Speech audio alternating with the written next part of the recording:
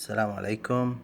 اليوم راح نعرفكم على طريقة الشاي الملكي، شلون تكون المي من تحت والشاي من فوق.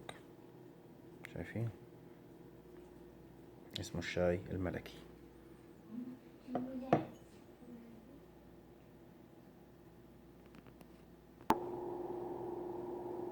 طبعا طريقة الشاي الملكي، بنسخن المي وبنضيف السكر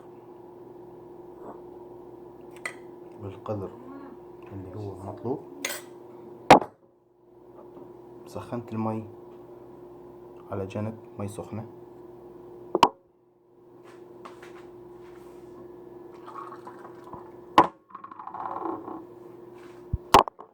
مثل ما انتم شايفين،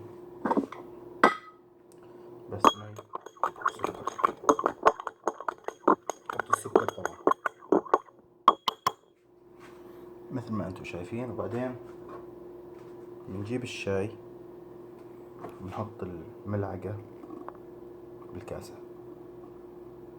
الشاي بيكون مغلي بدون سكر، ونصب شوي شوي.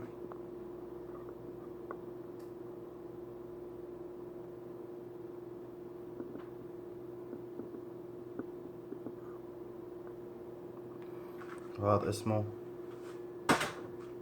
الشاي الملكي مثل ما انتم شايفينه. شايفين شلون؟